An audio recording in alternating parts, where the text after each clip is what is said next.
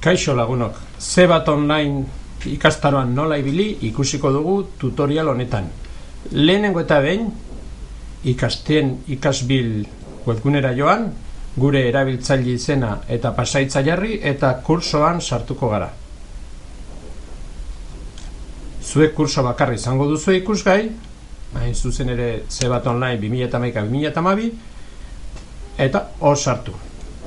Kurtso hasieran, pantailaren erdian hasieran baditugu komunikaziorako baliabideak, berrien foroa, beste foro bat elkarren berri izateko, eta gero kontsultarako baliabideak, argibideak, losategia, transkripzioa, sareko gramatika kontsultak egiteko beste web bat, aditza lantzeko ariketak, eta webgune interesgarrien zerrenda.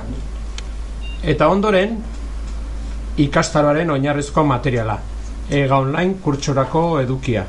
Material hau orain urte batzuk prestatu genuen Maizpide Euskaltegian, eta bertan, labur esan da, 10 ega azterketa daude, egako 10 azterketa, eta horiek kurtsoan zehar banatzen joango gara beste material batzuekin batera. Kurtsoan, astez-aste saio bat irekiko dugu, oraingoz lehenengoa bakarrik ikus dezakegu, eta aurkezpen txiki egin ondoren, ariketa guztiak segidan daude. Lehenengo dago asteko plana, zein egitasmo daukagun aste horretan. Irekitzen den, hemen adierazten digu zer egingo dugun aste horretan, eta gero jarduera horiek segidan. Hemen importantena azkenekoa da, zeregina,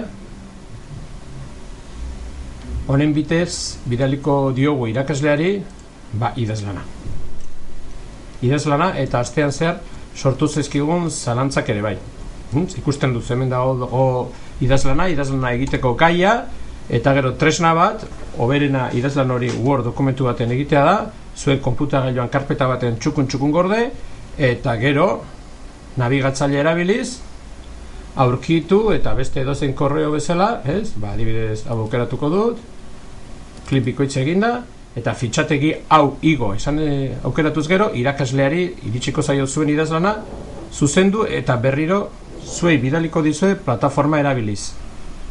Honena gaina plataforma erabiltzea da, horrela zuek egindako lana zenbatu egingo du plataformak, eta edonon eta edonoiz zuritu ahal izango dugu lan egin duzuela.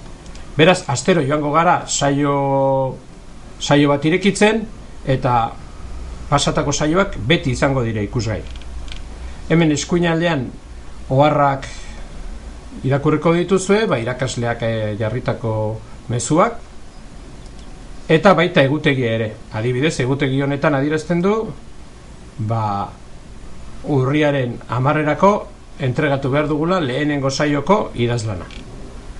Eta gero hemen, ezkerrean, partaideak jartzen den honetan, kurtsoko partaidean argazkiak daude, eta adibidez, hori aukeratuz gero, ikus dezakegu iromik.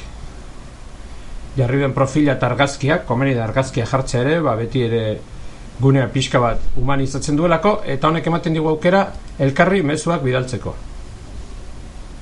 Mezu hauek,